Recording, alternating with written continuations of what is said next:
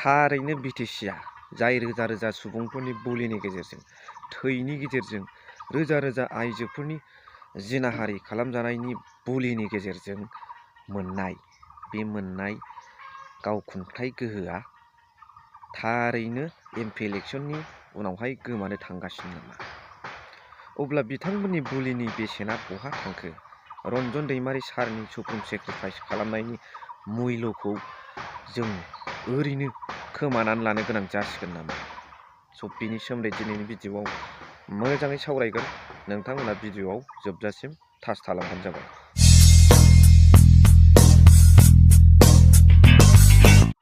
स' hello' everyone, once second welcome back to the channel. दिनैनि गोदान भिडिअ'आव नोंथांमोन बयखौबो गोसो गोथारै बरायदों। लोगोसे आसा खालामो इसोरनि अननायाव नोंथांमोन बयबो मोजां दं। 6 शिड्युल एरियानि जायफोर प्रभिजन्सफोर बेफोरखौ कनस्टिटिउसनाव फरायोब्ला, पलिटिकेल साइन्सआव फरायोब्ला जों मिथिनो हायो बिथांमोननो माखासे प्रभिजन्स होखानाय जादों एक्सट्रायै, आरो बिथांमोननो माखासे प्रिभिलेजेस होदों।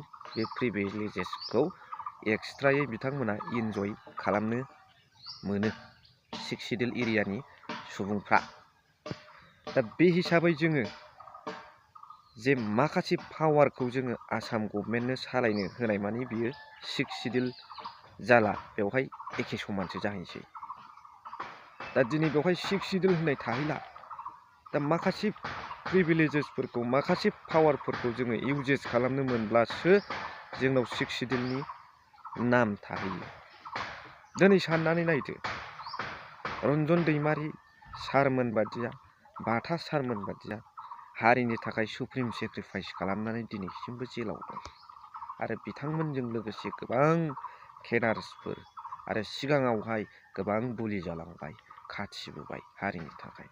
थारैनो बेयावहाय एमपि इलेक्सनाव जोङो बिपिएफ आरो इउपिपिएल मोननैजों ज' जालायाब्ला दिनै जुदा नब'सरनियामोन बादि बा बिजेपिनिफ्राय जुदि देरहानानै थाङोब्ला जोंनि इयुना बिसि गोबाव।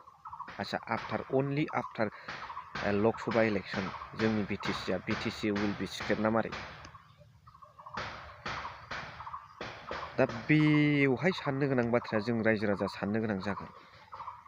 जोंथ' मा रायजो राजाफ्रा, दैदेनगिरिफ्रा बबे लामाजों दैदेनलाङो बेजोंनो जोङो थाङो। नांगौ समाव रायजो राजाफ्रा ओंखारदोंमोन राजा लामायाव हौ नोंसोर दैदेनदों बेजोंबो थांदों, नाथाय नोंथांमोननि दिशा आरो साननाय थांखिया मोजां जानांगोन। इयुन जोलैनि थाखाय फिथाइ थायनो गोनां जानांगोन। दिनै साननानै नायदो, रोजा रोजा बर' रायजो राजाफोरनि बुलि, रोजा रोजा आइजोफोरनि बुलिनि बेसेननि सोलायैसो दिनै बिएससि, बिटिसि, बिटिआर मोनदों। आरो बे मोनखानायखौ गुबुनारिफोरनो जोङो मालाबाबो हगारना होनो हाया, आरो बे जाथावना नङा। बेनिखायनो आंनि आर'ज आरो रिकुवेस्टआ बेनो, मोननैबो रिजनेल पार्टिया ज' जानानै एमपि दैथायहरनांगौ, जाय जोंनि थाखाय। साननानै नायदो रायजो राजाफोर, जे बे बर' आन्दलनावहाय नोंगौ आं नैबे खोथाखौ गनायो, एनडिपिआवबो बिएलटिआवबो माखासे नन एसटि, नन शिड्युल ट्राइबफोर दंमोन, जाय एनडिपिनि जानानै बा बिएलटिनि जानानै माखासे गुबुनारिफ्राबो खामानि मावदों। आरो माखासे माहाजोनफ्राबो बे बर' आन्दलनाव सहाय खालामदों आरो थाखा फैसाजों। दा नाथाय बिथांमोननिफ्राय बेसेबां जना सहाय खालामदों बा मदद होदों, जायफोर मदद होदों बेखौ आङो सेलुट। नाथाय जोङो फ्राय थैजों दुगैनांनाय, खस्थ' मोननांनाय, बुलि मोननांनाय, अन्थाइ खुबैजानांनाय बर'फ्रानो ना। बे रोजा रोजा सुबुंफोरनि बुलिनि बेसेननि सोलायैसो बेफोरखौ मोनबोदों। दिनै गुबुना बर'नि आन्दलन सोलिबाय थानाय समाव आखाइ खबदों, मिनिदोंबो जानो हागौमोन, हामदोंबो होननो हागौमोन बुजानाय, बुख्रुब जानायाव। दिनै गुबुनारिफ्रा बेसेबां बर'फोरनि थाखाय सेक्रिफाइस दं नोंथांमोना साननानै नायबानो नुयो। दिनै बे बिटिसिखौ, बिटिआरखौ, बड'लेण्डखौ सोरजिनो थांनायाव गुबुनारिफोरनि बेसेबां सेक्रिफाइस दं। दा ओंखायनो जोंनि बर'नि रायजो राजाफोरनि सेक्रिफाइसनि, सुप्रिम सेक्रिफाइसनि बेसेननि सोलायैसो बेखौ मोनदों। दिलीप शइकिया, अशोक सिंघाल, रनज पेगु, हेमन्त बिश्व शर्मायानो जा, तुरुन गगैयानो जा बर'फोरनि थाखाय बेसेबां अबदान होलांदों बिसोरलाय? माबादि बिसोरो बर'फोरनि थाखाय सेक्रिफाइस खालामलांदों? गैया। बेखायनो जों जोंनि गावबा गाव खुंथायाव गोरा जानांगौ। जों मोननैबो हान्जाया खौसे जालायनानै एमपिखौ लानांगौ आरो बिटिसिखौ कब्जा खालामनांगौ।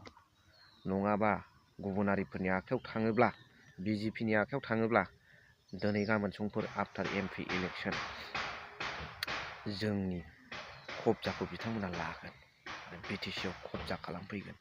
अब्ला जों गोथाङैनो गोथै आरो रोजा रोजा सुबुंफोरनि सेक्रिफाइसनि बेसेनखौ जों मोननाय नङा। ओरैनो दैयाव थांनांगोन, खोमानानै लानांगोन। बेनि थाखाय जों रायजो राजाफ्राबो लिडारफ्राबो खुनु रावबो गोजोननाय मोननाय नङा।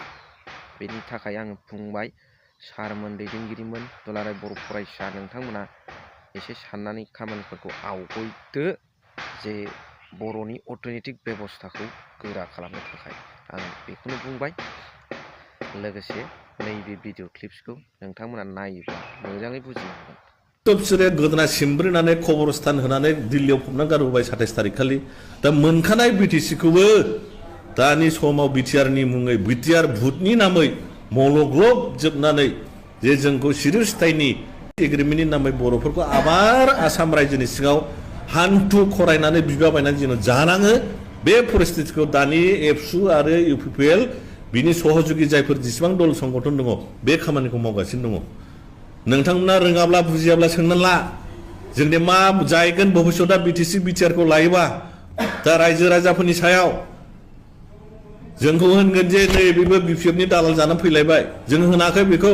नोंथांमोनानो बिबिसना खालामनानै नाय, 6 सिडुल संबिधानफोरखौ फराय। बिटिसिआ हयथ' 2-3 मासनि उनाव स्क्रिप्ट जानो थांगासिनो दं बिसोर देरहानानै थाङोबा।